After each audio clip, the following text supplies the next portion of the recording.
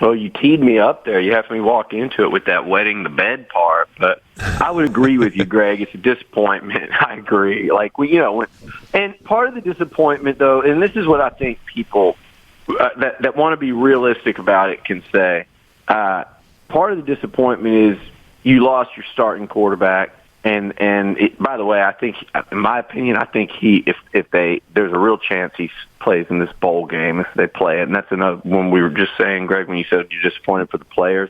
I want to see Haynes King, and I think by next year when people see Haynes, I think they'll start to realize, anybody that, myself included even, I think we'll all start to realize what I believe, which is the kid's really, really good. And that was a pretty devastating injury. So with that said, that's part of the disappointment, right? Like losing him was gut wrenching for the team, for Jimbo, what he wanted to do offensively. But then when you play those games, and like you said, you saw yourself beat Alabama. Auburn came in with Bo Nix before he got hurt. They were flying high. They had just beaten Ole Miss, I think it was LSU. They came in pretty high. You beat them when they were ranked 11.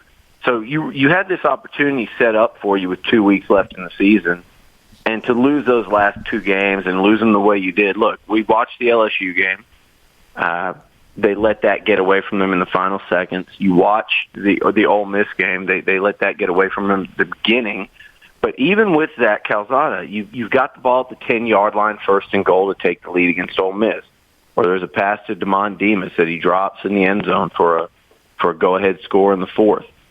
Mississippi State, Cole, you were at that game. A&M had the ball first and 10 from the 11-yard line with 5 minutes left to take a lead.